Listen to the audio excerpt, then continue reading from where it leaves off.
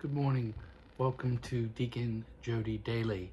Today we have a very exciting reading for the first reading, which opens up a whole lot of discussion, and I hope to get into it. First, if I seem really excited today, I want to tell you why, and that is because I've been asked to do a business presentation tonight on Zoom nationwide by a former NFL football player. And there'll be people from Hawaii and Portland, Oregon, and New York and Tennessee, all over. And it's a part of a network marketing effort that I have on the side of some other things that I do. And maybe we'll talk about that some other time. But today I'm excited because tonight's the presentation, and unfortunately it's not open to the public. I can invite a few people. If somebody really wants to be on the Zoom, I could probably get them on it, but if you're interested, just private message me and I'll deal with it. Today we have Paul's letter to the Romans. I'm gonna read the beginning of it. Brothers and sisters, through one man sin entered the world, and through sin death, and thus death came to all men, inasmuch all has sinned. It goes further to say that sin came through one man, but that how much more did the grace of God and the graciousness gift of the one man, Jesus Christ, overflow for the many?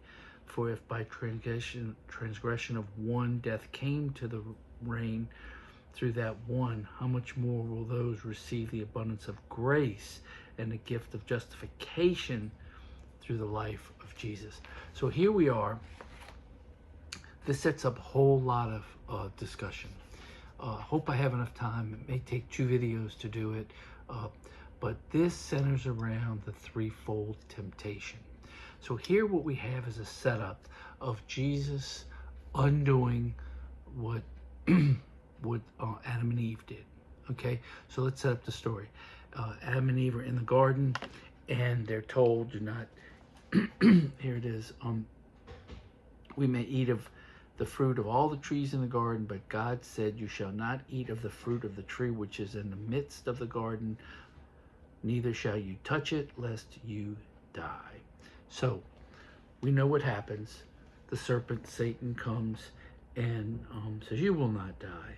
He says, and so what are the threefold temptations? The first is the tree was good for food. That is lust, wanting things for the body. Second, the tree was beautiful and to gaze upon it, and it's forbidden to look at things like that. And third, it would impart wisdom, and you would be like God. Okay, so why is this important? Well, because it's through these 3 temptations that the fall happened. And we know what happened. They were cast out of the garden. They realized they were naked. Sin entered the world, and then thus death entered the world. And we have this whole progression of things that I can talk about another time, what my personal thought is about that. And that is that God spun the world into existence perfectly. No death, no sickness, no nothing. Everything was hunky-dory. And then through sin, we corrupted the world. And it was the sin that started the evolution of corruption, which, you know, through thousands of years has ended up with a corruption of not only us but the world. And so now the world is corrupt, and we have all these calamities in the world. That's just me saying that, okay? That's what I believe. But how is this undone?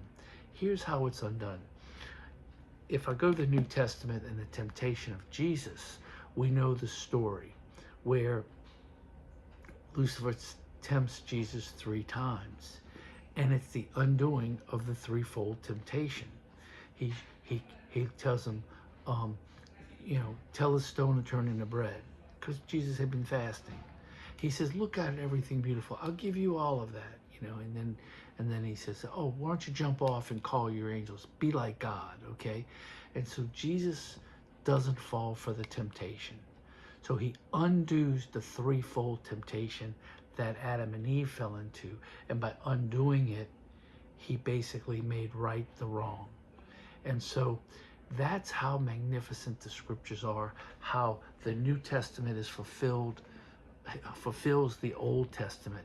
So you have the foundation laid in the Old Testament, and you go to the New Testament and it's fulfilled. And so in the first reading today, what Paul is saying is that the first Adam failed, but the second Adam succeeded. And through the first Adam failing, we got sin and death. But from the second Adam succeeding, we got eternal life and justification and salvation. So that's the important message in Paul's reading today. Now, the gospel is important also. So what I may do is I might do a Deacon Jodi Daily Part 2 and talk about the gospel a little bit later.